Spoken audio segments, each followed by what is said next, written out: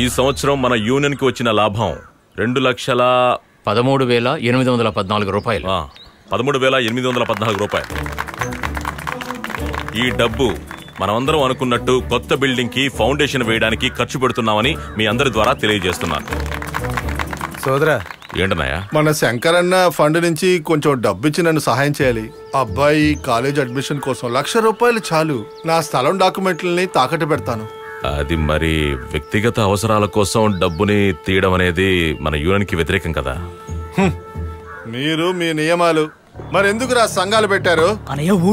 నువ్వేం మాట్లాడద్దా? వచ్చి నీ సోది కబుర్లు వినాలా? నియమాలు పెట్టారు. అయ్యో, అతను అలాగే మాట్లాడతాడు. ఇది సంఘం ఫండ్, దేనికంటే దానికి వాడకూడదు.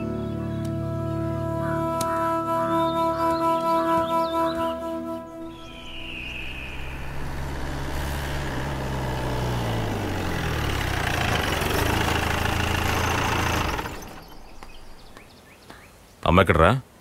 అమ్మా ఇక్కడే ఉన్నాను. నీరు, పానీ, వాటర్.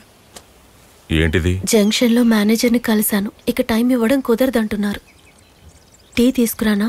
అమ్మా, ఇంటికి హిందీలో ఇంగ్లీష్ లో ఏమంటారు? ముందు ఇంటి సంగతి చూడండి, తర్వాతే చదువు. మీ సంఘంలో ఫండ్ ఉందని చెప్పారు కదా, ప్రస్తుతానికి దాని నుంచి ఏమైనా? వ్యక్తిగత అవసరాల కోసం మనం రూల్స్ ను మార్చలేం కదా. అది నేను పాటించకపోతే ఎలా? అదొక్కటే కాదండి, ఇంట్లో కూడా మీకు కొన్ని బాధ్యతలంటూ ఉన్నాయి. ఇక ఇంట్లో అమ్మడానికి ఆ బండ ఒక్కటే మిగిలింది. దాన్ని అమ్మినా ఎక్కువ డబ్బేం చేతికి రాదు. నువ్వు కాస్త ప్రశాంతంగా ఉండంజలి. ఏదో ఒక దారి దొరుకుతుంది. ఏం దారి చూస్తారు? 100,000 కాదు, లక్షలు. ఫండ్ తీయకూడదట, రూల్స్ మార్చకూడదట.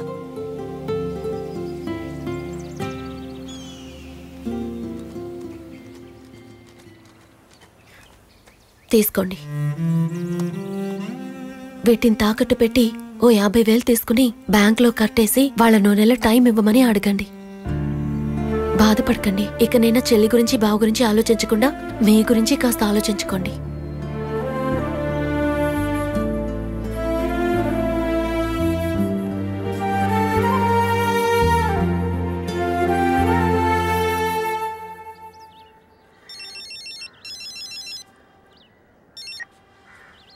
హలో, అలెక్సే కదా? అవును, నేను ఫారెస్ట్ ఆఫీసర్ని. ఏంటి సార్? ఓసారి ఇక్కడికి రావాలి. ఏంటి పని?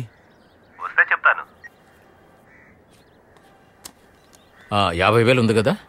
ఉంది. ఫారెస్ట్ ఆఫీస్కి రమ్మని పిలిచారు. దేనికట? ఏమో తెలియదు.